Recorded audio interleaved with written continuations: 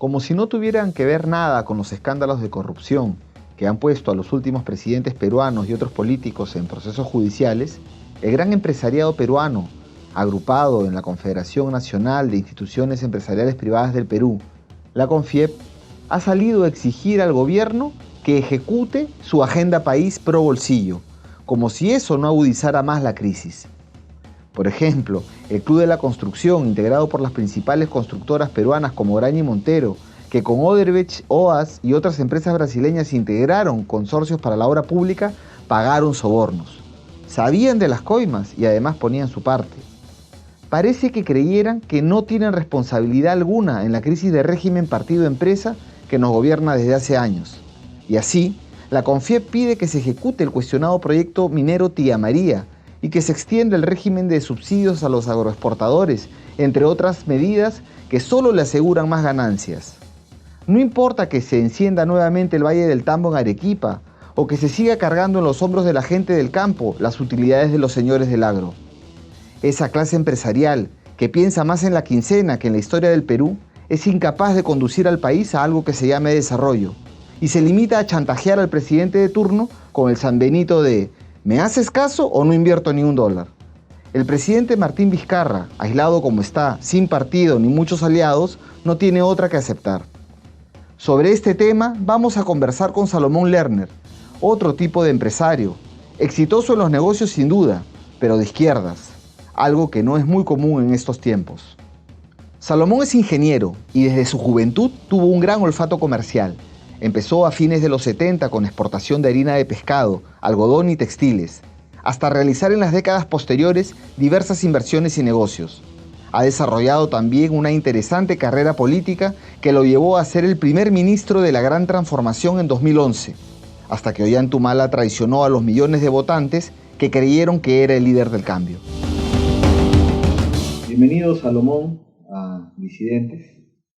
Muchas gracias por estar acá. Vamos a conversar un poco de esta agenda empresarial que ha presentado la CONFIEP, ¿no? Bueno, más que la agenda, la primera pregunta sería si hay otra agenda que en plena crisis de régimen, donde se ha matado a García, donde Pedro Pablo Kuczynski ha tenido que acortar su mandato, donde todos los presidentes están procesados judicialmente y muchas autoridades, el caso Lavajuez, el caso Lavajato, el tema del fiscal Chávarri, el Congreso que está completamente desprestigiado, una crisis política de envergadura que algunos señalan como crisis de régimen. Y en este contexto, donde también hay, digamos, problemas sociales, la migración venezolana que ha llegado, problemas en el agro, problemas de los transportistas, o sea, está un país complejo, con un presidente que fue vicepresidente en un gobierno medio que quiere ser de transición, que propone una reforma política,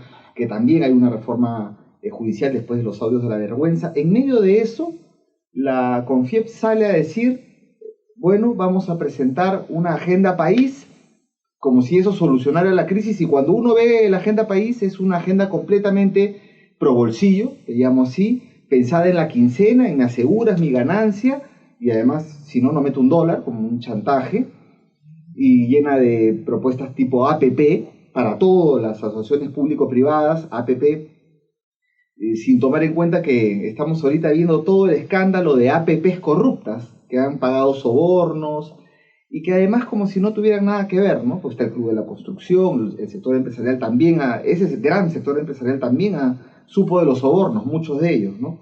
Entonces, sale una agenda que pide que salga Tía María, que pide que se extienda el régimen agrario, no importa si eso enciende el país, no importa si eso va en contra de los derechos de los trabajadores, no promueve un diálogo. Yo me pregunto, y como tú eres un empresario también muy exitoso, que ha podido surgir mucho en el Perú, si hay otra agenda empresarial alternativa a la de la CONFIEP. Bueno, primero, muchas gracias, Carlos, por esta invitación. Lo que yo te podría decir es que la CONFIEP no representa a la mayoría de los empresarios peruanos, representa a un grupo que es una élite, básicamente, que tienen el poder sobre muchas multinacionales o transnacionales en el país y en sectores muy definidos. Por ejemplo, te puedo decir que la Sociedad Nacional de Industria, la Cámara de Comercio de Lima y la Asociación de Exportadores no pertenecen a la CONFIEP. Entonces, el que ellos hayan mandado un mensaje de una agenda al país, es una agenda al país para quienes están comprometidos en la dirección y en la institución de la CONFIEP. Eso hay que definirlo así. Y que son las grandes multinacionales, las grandes empresas importantes del país. Yo diría que ahí los sectores predominantes son los sectores de constructores, de las empresas más grandes, sector financiero, sector de la banca, sector financiero, sector de telecomunicaciones, y que tú te puedes imaginar que no están en la mano de ciudadanos peruanos. La mayoría, y los mineros también, por supuesto, los más importantes, ¿no? Que no están en las manos de nacionales. La mayoría de estas empresas son empresas que representan al capital o a la inversión extranjera, ¿no? Eso para poner en el verdadero contexto qué es la CONFIEP. Entonces ellos no representan el país, no tienen el interés por el desarrollo del país, ellos tienen el interés por darle mayor valor productivo a sus inversiones en el Perú. Entonces ellos, como tú lo puedes ahora autodenominar pro bolsillo, significa que ellos defienden esos intereses en la que muchas de ellas están representadas en bolsas de valores en diferentes partes del mundo, y lo único que buscan es la utilidad, la ganancia para ellos, ¿no? Para los accionistas de estas empresas. Esto es claro, notorio que indudablemente ellos no tienen una agenda país, es una agenda de las instituciones que pertenecen a ese gremio. Pero tú también me preguntas, ¿habrá otros empresarios? Por supuesto. Hay la gran mayoría cuantitativamente de empresarios peruanos, nacionales, que desean otro país, desean que efectivamente haya una competencia libre, abierta, y ellos puedan participar en esa competencia abierta.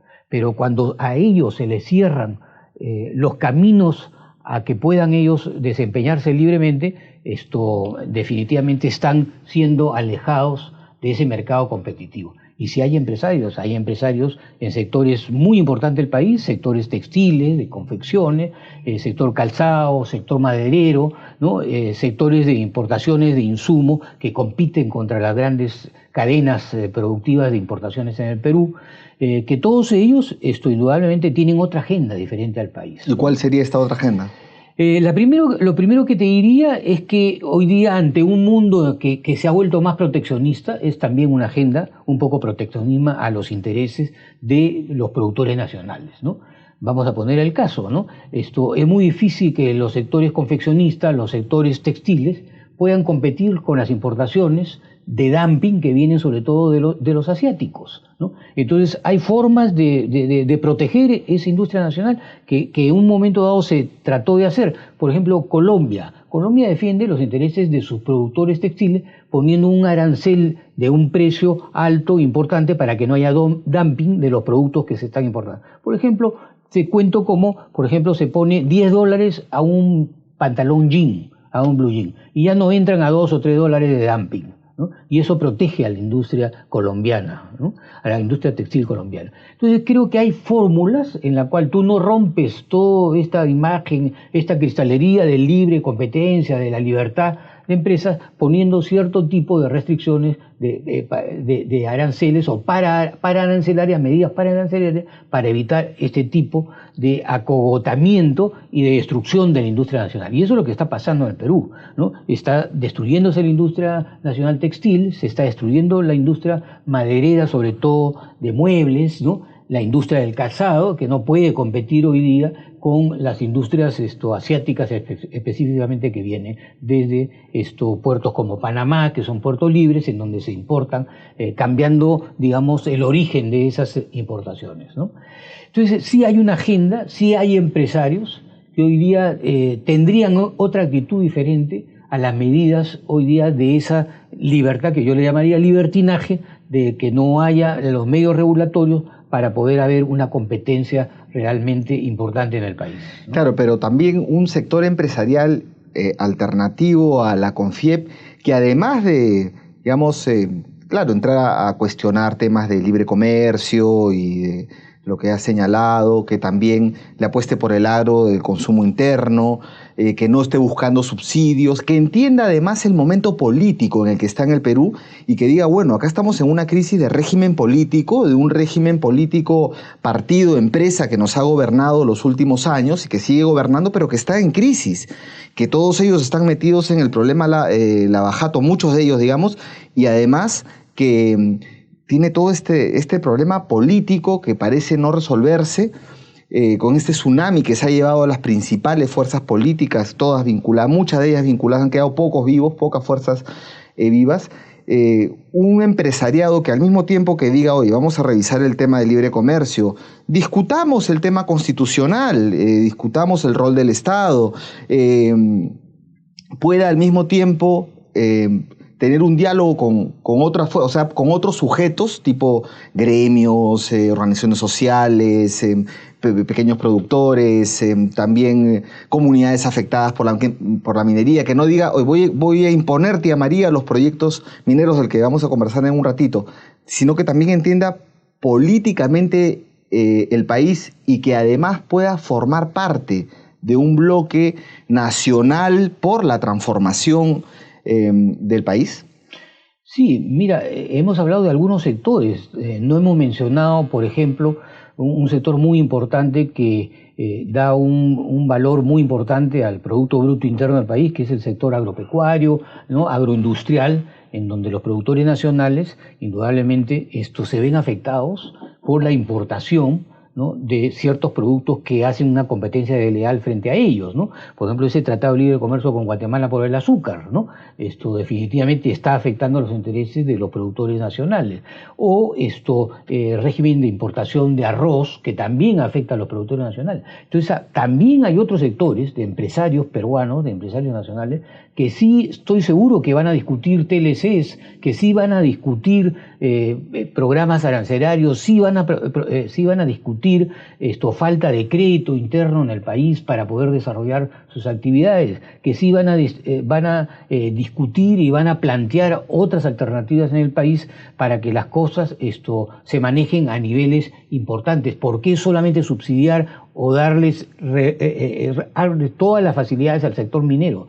No solamente con la minería se va a salvar al Perú, también hay hoy día una importante producción agraria nacional, agroindustrial nacional, agroexportadora nacional, que también tiene derecho a que se pueda efectivamente hacer un conglomerado de productores que estén manejando eso. El paro agrario fue una respuesta a ello, ¿no? Y el otro tema es el de la agricultura familiar. Hay cientos de miles o millones de campesinos que con la agricultura familiar, con el apoyo que pueda rendir el gobierno a ellos en la parte financiera, en la parte fertilizante, de tecnología, de innovación, podría dar otro cariz completamente al país. Y sí los hay. Lo que está pasando es que no ha habido esa efervescencia de salir a buscar defender esos intereses en los últimos años, ¿no? Por justamente la crisis de representación política en el Perú, ¿no? ¿Podrían integrar un bloque, digamos, nacional de transformación? Yo sí creo que si hay un liderazgo político de fuerzas progresistas en el Perú, podrían también apoyar este tipo de medidas a través de estos bloques, ¿no? No solamente del sector textil, maderero, calzado, sino también este tipo de actores que son muy importantes, los actores productivos en el agro, los actores productivos... Los armadores pesqueros frente a los dueños del mar. También, sobre todo lo de la pesca y consumo humano, ¿no? Que podrían también armar ese bloque, yo te diría, así entre comillas, nacionalista, ¿no? Para poder hacer un cambio en ese país, para no llamarlo de otra manera, ¿no?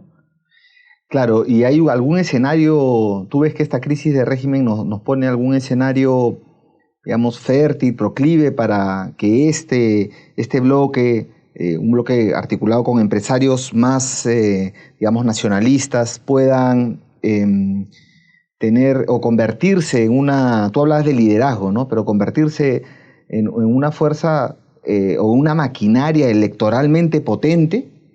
Bueno, yo creo que las maquinarias electorales sí pueden formarse si hubiera el liderazgo de un cambio en la cultura política en el país, en el liderazgo de los líderes políticos en el país. ¿Ves algún liderazgo importante? Está Verónica Mendoza, que ha tenido una excelente performance. Sí, ¿no? Efectivamente, ella tiene una buena performance, ella lidera un grupo de gente joven con ideas claras, renovadoras, podría ser una de las lideresas, ¿no? No descartando que pudiera aparecer algún otro liderazgo, ¿no? Ahora, volviendo al tema económico, bueno, tú has señalado estas diferencias de agenda, ¿no? Mientras que este sector de la CONFIEP, más transnacionalizado y vinculado con los capitales de fuera, está pensando en la quincena, ¿no? Está pensando en la ganancia, ya. De otro lado, y bueno, y todo se mide respecto de si crecemos un punto u otro punto en este sistema o en esta apuesta en que el pilar banca y el pilar minería, digamos, son los que sostienen al país. Pero de otro lado está la diversificación, la apuesta por el agro que la has mencionado. Entonces, ¿qué tan importante es diversificar la economía y mirar al mercado interno, no solo al internacional? No, yo creo que es importantísimo, más cuando hay esta globalización y estas guerras comerciales en donde efectivamente va a haber más proteccionismo en el mundo, ¿no? Yo creo que el mercado interno es parte de toda una gran transformación, ¿no? Que se planteó en una época.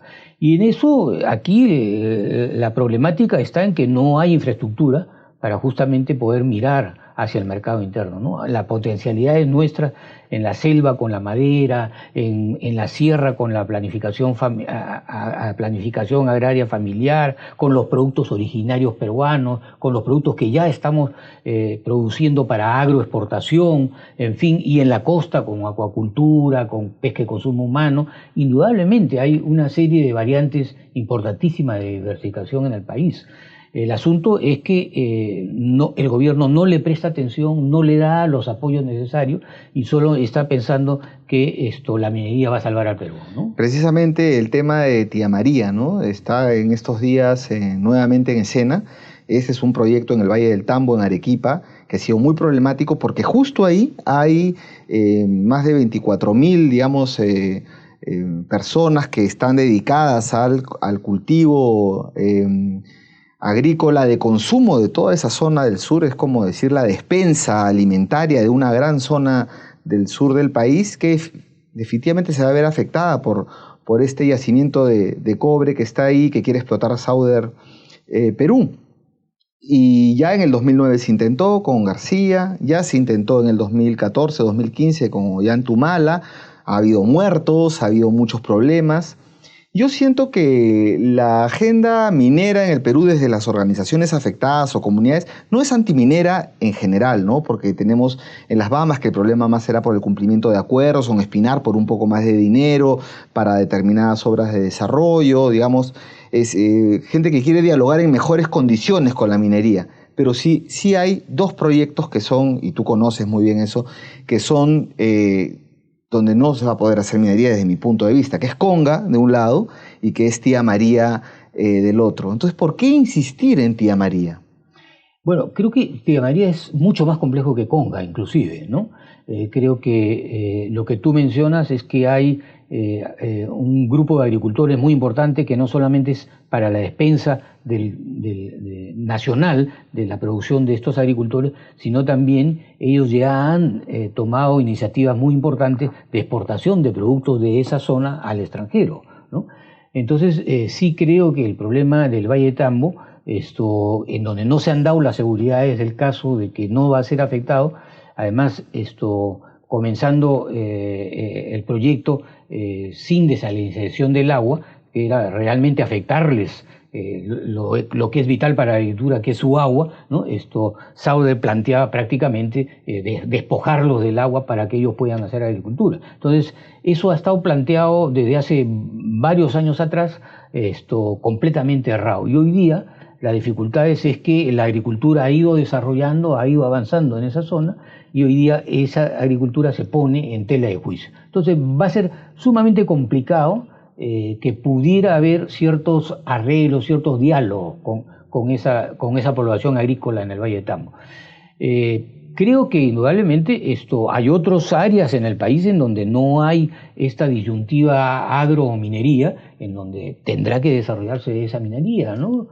O sea, Tía María no va, digamos, no. Me parece que Tía María va a ser sumamente difícil, ¿no? Que a pesar de todo si quiere llamar entre comillas, hoy día la buena voluntad de Sauer de tratar de decirle a la población, no te va a afectar la población, como se dice, ya no se chupe el dedo, ¿no? No, pero además, digamos, nos enteramos todos de esto, de que se le ha dado la luz verde de parte del Ministerio de Economía, de Energía y Minas, de parte del gobierno, por la misma empresa, ¿no? Nos enteramos de pronto por un portal de noticias, después confirma la empresa y después todavía confirma el gobierno y mostrando una carta diciendo, pero por si acaso no la van a sacar hasta que no haya diálogo social. Sin embargo, mandan un contingente de represión de las fuerzas del orden a Tía María, intimidante ante las primeras protestas. Como dice el periodista Paco Pérez, no vaya a haber otro baguazo ahí, con cuidado,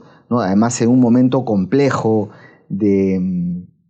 digamos, de político y de una situación, un contexto complejo del país. Entonces, ¿tú por qué crees que Vizcarra ha aceptado y ha decidido ir con esto?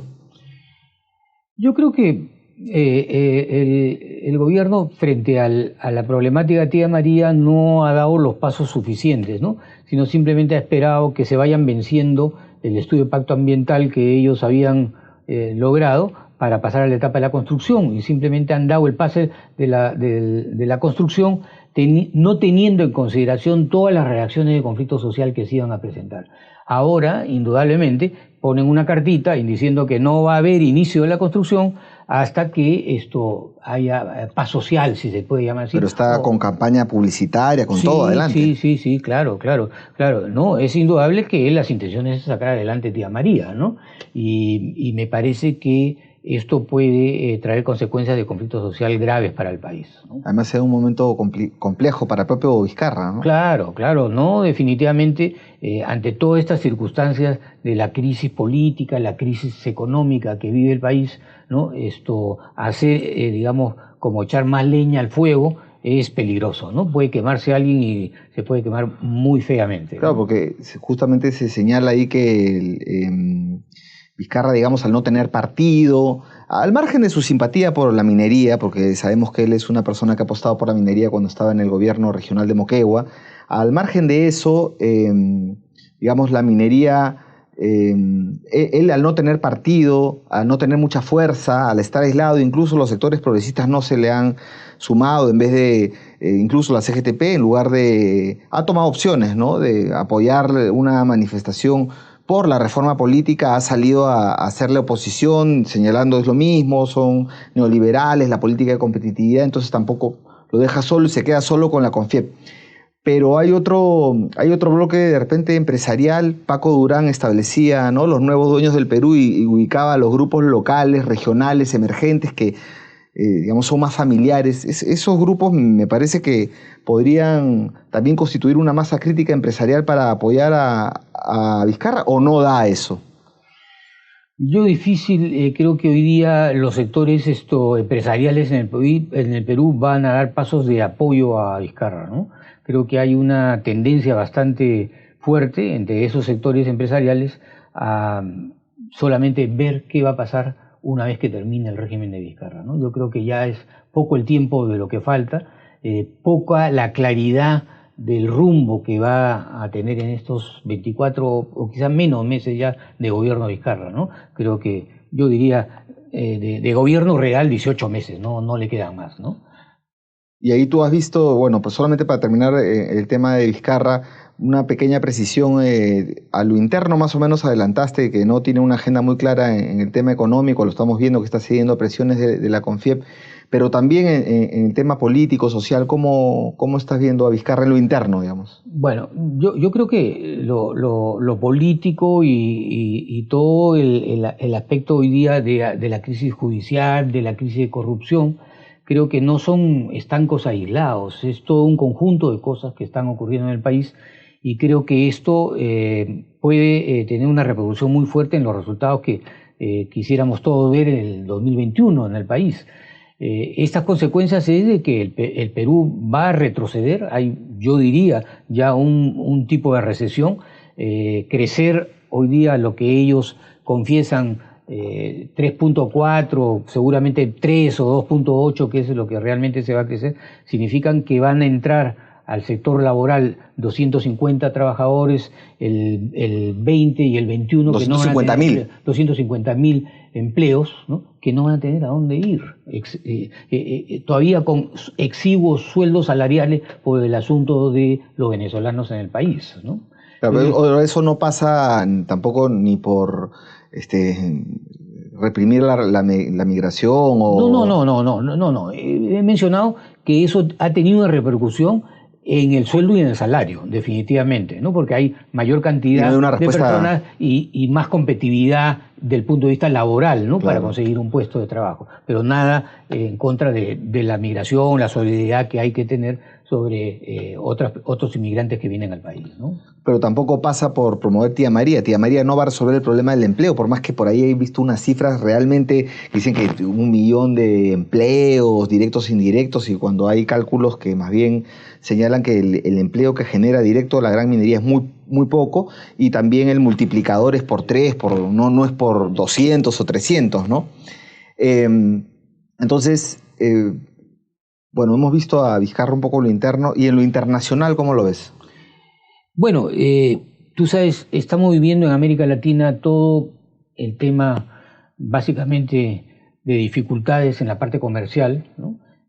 Todo lo que repercute en el mundo de la pelea internacional comercial entre Estados Unidos, la China, la Comunidad Económica Europea, el Brexit, y todo este tipo de cambio de las redes de juego en el mercado libre que han existido. Eso nos lleva también a que América del Sur y América Latina está comprometida en todos estos aspectos. Cada punto o medio punto que el Fondo Monetario Internacional reduce del crecimiento de los países europeos o de Rusia o de China, indudablemente repercute porque hay un comercio internacional con esos países en América Latina. Entonces aquí en América Latina yo creo que se van a definir cosas importantes, ¿no? Hay que definir el tema de Argentina, qué cosa va a ocurrir en el futuro con Argentina, que es uno de los países importantes en América Latina. ¿A qué te refieres exactamente? Políticamente, ¿no? El tándem Fernández parece que tiene posibilidad. Bueno, parecería que ellos deberían de repente ganar en primera vuelta, ¿no? Es lo que hoy día las encuestas indicarían, ¿no? Pero hay que esperar. Un cambio de correlación de pronto, ¿no? Nuevamente. Sí, bueno, y eso va a ser indudablemente una réplica en Uruguay con el Frente Amplio, ¿no? Y seguramente la ratificación de Evo Morales como presidente nuevamente en Bolivia. Eso va a cambiar el giro de los asuntos políticos en América Latina, y estamos esperando que se avancen en una serie de conversaciones para poder resolver la crisis política y humanitaria que hay en Venezuela, ¿no? Pero eso que tú estás señalando, este cambio de correlación de fuerza, o sea, digamos ya este giro hacia la derecha pararía con la llegada de nuevamente el kirchnerismo a Argentina, digamos, no tiene nada que ver con la Cancillería peruana y la política que tiene. O sea, es una política exterior más bien preparada o que está ahorita, digamos, muy aceitada con el giro a la derecha que ha tenido algunos gobiernos en la región. ¿Tú crees que existe Ministerio de Relaciones Exteriores en el Perú? ¿Que hay política exterior en el Perú? Yo diría que no existe política exterior en el Perú. Lo que hay es simplemente consentimiento de ciertas órdenes que se reciben, ¿no? Y esas vienen del exterior, no son de acá. No son de América Latina. No son de América Latina. ¿Ejecutamos la política exterior de Estados Unidos? Sí, indudablemente, ¿no? No hay el mínimo de inteligencia para hacer políticas para América del Sur, para América Latina, en la Cancillería peruana, ¿no? Definitivamente, ¿no? Qué lamentable eso. Y para finalizar, Salomón, hemos tratado básicamente otra agenda económica contigo, pero estamos en plena crisis de régimen. Yo le llamo de régimen, de este régimen partido-empresa que ha estado gobernando y administrando el fujimorismo sin Fujimori, el Estado fujimorista, el Estado neoliberal, el Estado subsidiario que firma contratos ley y que le entrega los recursos naturales a los concesionarios, según toda la Constitución del 93. ¿Qué salida hay más allá? Has dicho que Vizcarra ya está entrando a los tramos finales, quiere durar hasta el 21, es tu visión. ¿Qué salida tiene esta crisis de régimen en el Perú? Ojalá que las fuerzas progresistas en el Perú, yo creo que ahí este término es un poco amplio, pero creo que hay que ser amplio porque merece esfuerzos muy importantes en el Perú, porque si no lo hay, van a seguir los temas de fricción y de conflictos muy importantes. Un grupo pequeño que no tenga una fuerza muy importante política no va a poder gobernar el país. Entonces creo que habría que hacer los esfuerzos en estos próximos meses para hacer un gran frente amplio de gente progresista que quiera los cambios en el Perú, que haga todo lo que es importante en una nueva modalidad de gobernar que no sea el modelo neoliberal y no sea la economía, digamos, de las transnacionales, sino que efectivamente se apoye en un programa nacional, en un programa que satisfaga a la mayoría de los peruanos. Yo creo que aquí ha habido un tema fundamental en los 30 años que se ha cambiado la situación. Aquí nos han traído los gerentes de las grandes transnacionales de que los recursos humanos, ¿no? Y creo que se han olvidado de un tema, que los recursos humanos son seres humanos, ¿no? Y el tratamiento al ser humano es que tiene que tener sueldos y salarios y necesidades básicas que tienen que suplir, y eso se han olvidado. Y creo que ese es un tema fundamental. Si nosotros queremos un pueblo feliz, un pueblo con capacidad de innovar, un pueblo que pueda salir adelante, tiene que cambiar esa mentalidad, ¿no? El ser humano, el ciudadano, tiene que ser respetado. Este frente amplio que dices no es el frente chiquito de Arana, ¿no? Si no estás hablando de un bloque nacional, también con empresarios. No dije un frente amplio, dije un frente progresista muy amplio. Muy amplio. Bueno, está muy bien. Bueno, te agradecemos, Salomón, por estas impresiones y bueno, estaremos conversando en otra oportunidad. Muchas gracias por la oportunidad, Carlos, que me ha dado de estar con ustedes.